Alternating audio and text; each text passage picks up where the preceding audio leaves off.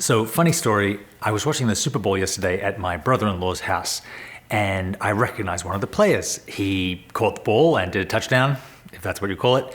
And I'm like, I know that guy. And my brother-in-law said, yeah, he's actually quite famous.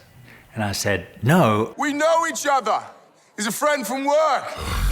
The man was Rob Gronkowski, aka the GRONK, and back in October 2019, I shot a Sharpie commercial as a cinematographer in LA with the trusty C200. And given that he has come out of retirement and found some notoriety, I thought I would break it down for you guys and sort of talk a little bit about how I lit it, how I shot it, what it's like working with that type of celebrity under those conditions, and how you could do the same thing if you so chose. So how I got the GRONK commercial was I had worked with the director several times before on a web show, maybe half a dozen times at bigger and bigger budget levels. It is the classic story of taking a job for not very much money and then a couple of years later taking a job for significantly more money because you took that earlier job, maybe for free. The only way into that sort of industry and that gig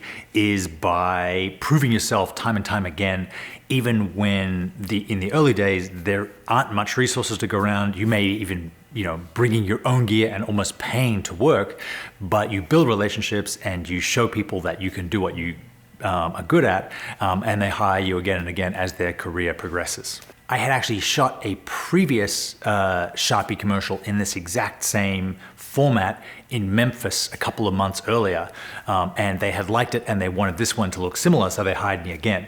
And I brought the same gear and shot in the same way so that the two would sort of meet up. But it turned out great, even though I hadn't even seen that one by the time we had shot this one. But a recurring theme was that you wouldn't have the celebrity for very long. They might not be on time.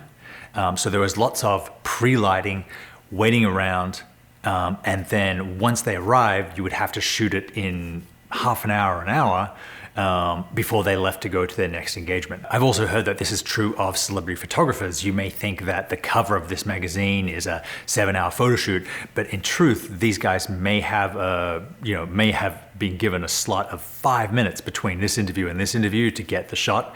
And it's very similar with this type of commercial.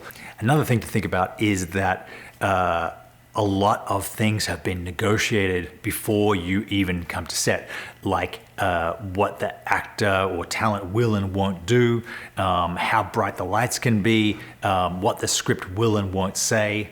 So you need to know that beforehand, have lots of contingencies in place for things that might happen. And you certainly need to be pre-lit. You certainly need to have a stand-in of a similar skin tone, of a similar height, hopefully, though with GRONK that was pretty tough, so that you know your frame size and your shot size, even before your talent steps on set. I think GRONK got there at maybe midday, and we had been there since 9, so we had 3 hours to pre-light. He arrived with people from his management, people from his agency. So there was like a couple carloads of guys that showed up, and he was ready to go straight away. We had a script for him, but we also set up a teleprompter so he was able to read straight to the camera. And having done, I'm sure, dozens if not hundreds of these kind of things in the past, he was an old pro and got through it very, very quickly. Even injecting a lot of humor and his own lines, he really played with it, and that's as much as you can ask. Now, I knew that we were going to not have him for very long, and we're going to need plan A and plan B. So I had my main camera, my C200, in sort of a hero shot, and then we had the another camera, the C300 Mark II. This is before the 3 came out, basically stacked right next to our A camera on a much wider lens. So that almost got a full body shot.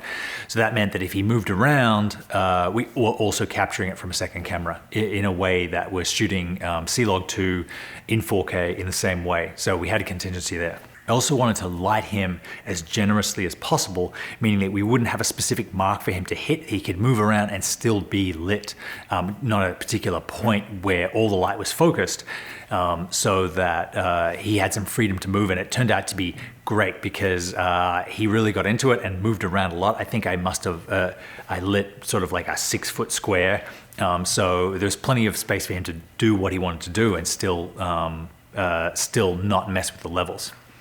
Now I lit this with two main lights on talent. The first was the Intelitech Mega, which is a 3.5 by 4 foot LED panel that kind of unfolds. It goes on a frame, it has a grid, it has diffusion. I believe we just used the diffusion, not the grid, on the GRONK commercial. And we set it just above his head height. So we're gonna get a nice big area lit. It wasn't too complicated. It didn't need to go through multiple layers or panels and have lots of flags in his way. And then for our, so this created a big full frontal on this side, and then on the back, which created a dark line on this side of his face. And then we added a Genere light tube, which was powered, not battery powered, because we didn't want to, accidentally turn it on and then run out of batteries. So we had it powered, and it was a 3/4 backlight set about 10 feet back. And then I had 3 1x1 panels lighting the site behind. Now I didn't go for pure white because we didn't have that much watts, and that wasn't the aesthetic anyway. We went for about 80% white on the back. And I exposed his face, the lit side of his face, for 45 RE in C-Log2. So that's about a stop over middle gray. I really like the way that this looked. There's a nice big highlight in his eye. There's not too much of a chin shadow, but it's a very punchy look without being washed out. There's still a dimension to his face. All of this stuff I go over in the Canon C200 Masterclass at canonmasterclass.com. You can see a link for that.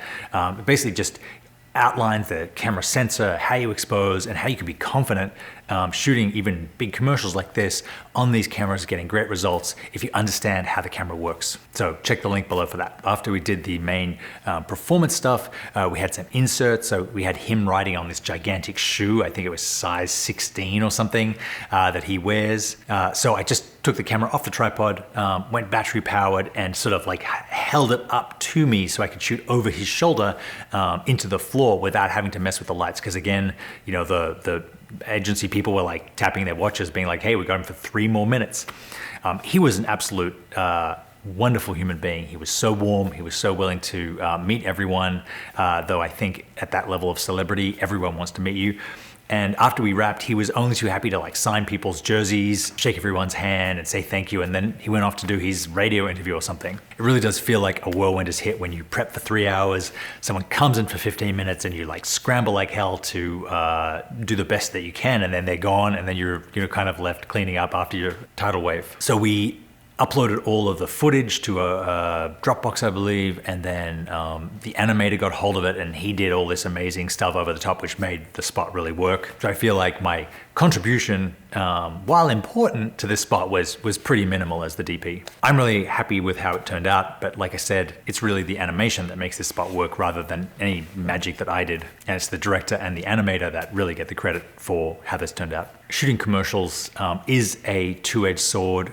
The pay can be really good, and you get to meet all these famous people, but at the end of the day, you're working on someone else's creative idea to sell someone else's product. You're not really making films, and that's why I've moved away from that since and have worked more in my own work. But I guess that's a luxury not everybody has. That is the wrap up of how I met Rob Gronkowski and what a nice guy he was and what a great commercial we shot together and how I wasn't even really aware of who he was until I saw him catch a ball yesterday. I believe this was graded with Aries before they did all the animation over the top of it. And it is a really great way to take your C-Log2 footage and make it look amazing right out of the box. Thank you very much for watching. I will see you next time.